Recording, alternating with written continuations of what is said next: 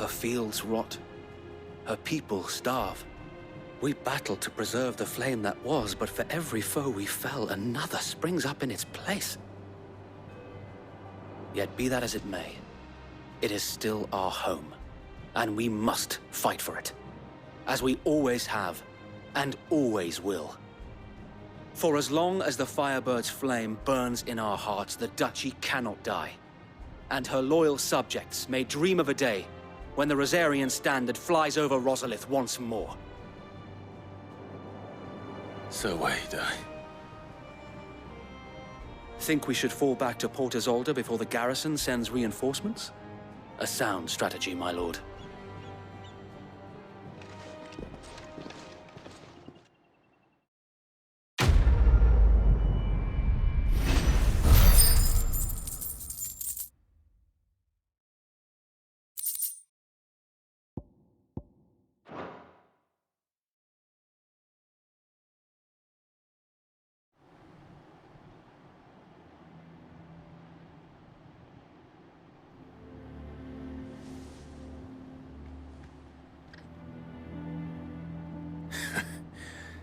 And how long has my uncle been funding you and your comrades' endeavors?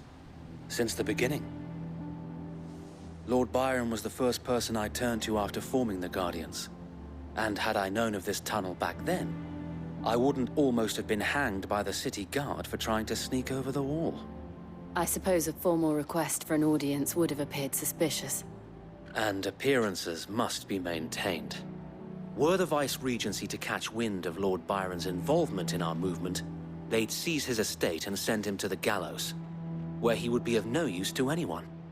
And so, though it sickens him to the soul, he plays the part of the loyal lord, knowing that one wrong move might prove his downfall. It is why he remains ever vigilant. Don't be surprised if he refuses you an audience, especially since you're famously dead. Then I will have to think of a way to prove that I am neither wraith nor wrongdoer. I might have something which could help with the latter. It's the mark of the Guardians. Display it, and those who love Rosaria will know where your loyalties lie.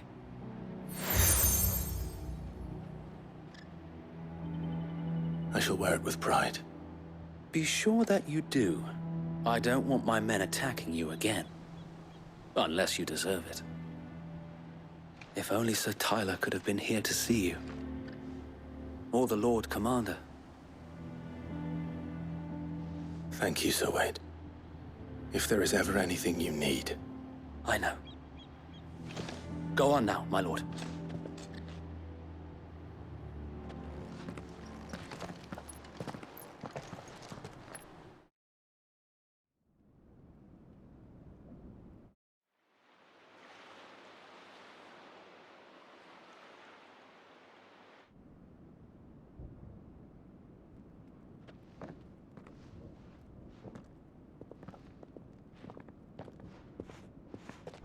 How accommodating.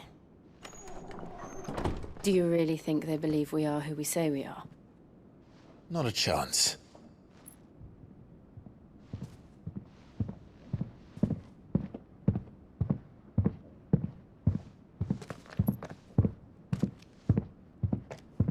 Right, I guess. My uncle believes we're imposters here to rob him. And means to string us up himself.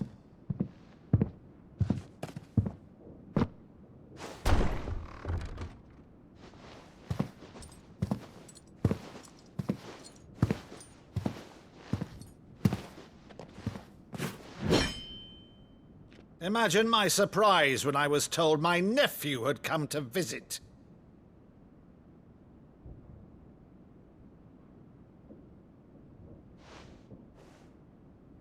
Clive Rosfield died long ago.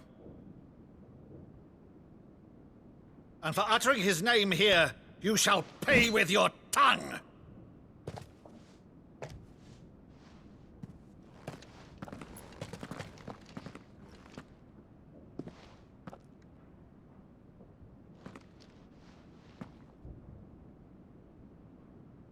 You would mock me as well?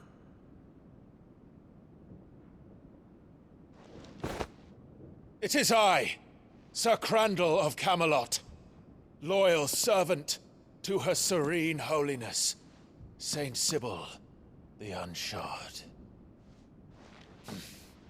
Meadow, thou vile sorcerer, for thy crimes against church and crown, I shall have thy head.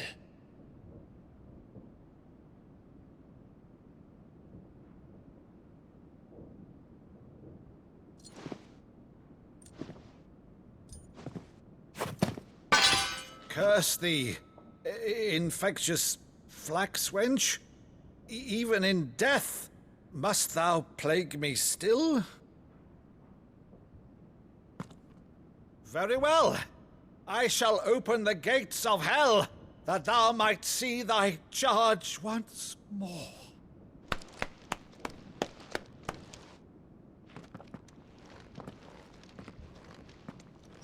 Bravo, Uncle. You're still the finest Meadow in the twins. Oh, Clive, my dear boy, it's really you.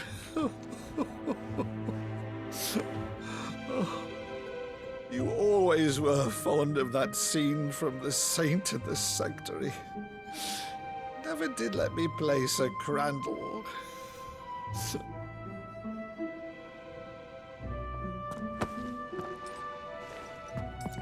I have a favor to ask, Uncle Byron. Rutherford, inform the kitchens. There'll be guests. We dine immediately. But, Uncle... You can't very well regale me with the tale of your miraculous preservation on an empty stomach. Go on, sit.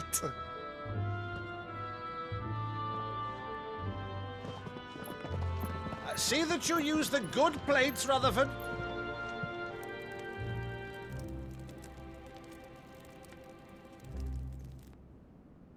So you arrived late to one of her cullings, did you? Since becoming Vicereine, Annabella has been a constant thorn in Rosaria's side, but these atrocities are a new low. Something has changed. Quite what, I don't know, but the woman we knew is gone, and a monster sits in her place. A monster. For better or worse, I've been charged with governing this town, and thus must maintain the illusion of obedience. That's all I can do to aid Wade and his merry band of revolutionaries. So he's told us. You have risked much for Rosaria. Our nation will be forever in your debt.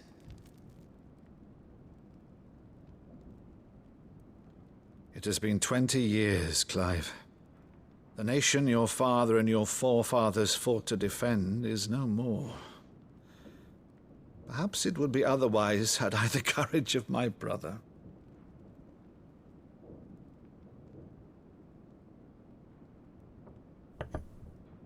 All right, if it's a ship you require, a ship you shall have. I've a galley in port, but recently relieved of her cargo. She can be outfitted for the voyage in a matter of weeks. So you believe us, then? About everything? Believe you? Ha! Only a fool would believe even half of the things you claim. But until tonight, only a fool would have believed my nephew still lived. And besides, I have it on good authority that Clive is telling the truth. Whose authority? On your own, of course. You've always been a terrible liar. Is that true? It's not untrue. Let's say no more about it, eh? It wouldn't do to linger on my nephew's greatest failing.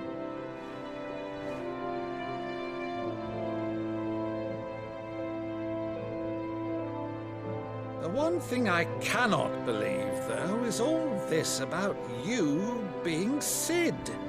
You were always such a good boy, but now you're quite the outlaw. Which, if I'm not mistaken, would make me an outlaw's uncle. Right then, who shall we pillage first? Rutherford, fetch me my cutlass. This will be fun.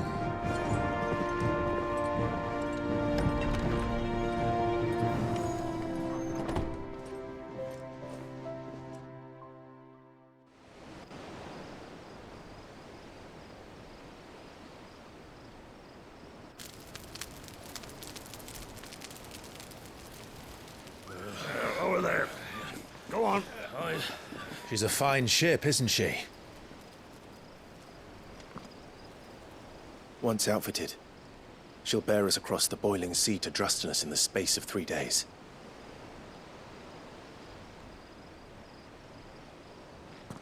Something on your mind?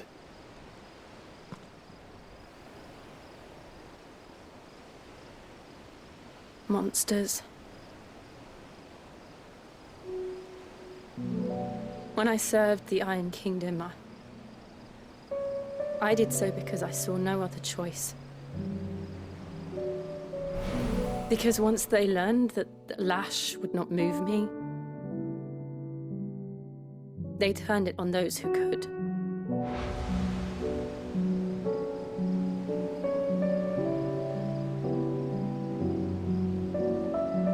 And so I became their puppet. I let them pull my strings, telling myself it was not my hand that swung the sword, but another's. I removed myself from the truth so I wouldn't feel the pain it caused.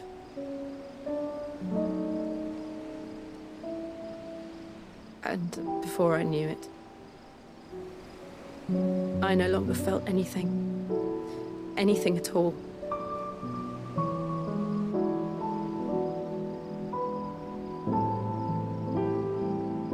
I had become a monster. Jill.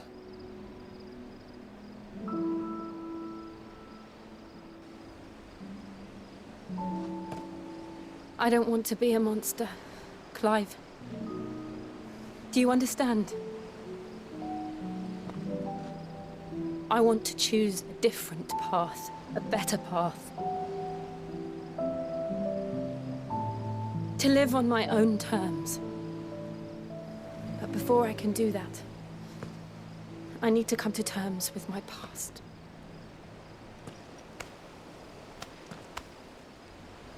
And when you do, I'll be standing there with you, just as you stood with me.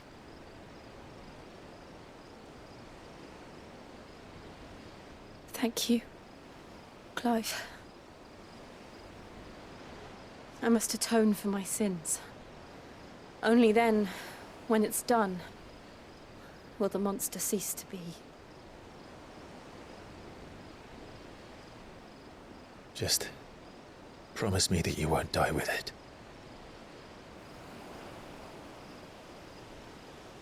Now, let's get some sleep. The journey back to Benamir is long, and there is much to tell the others.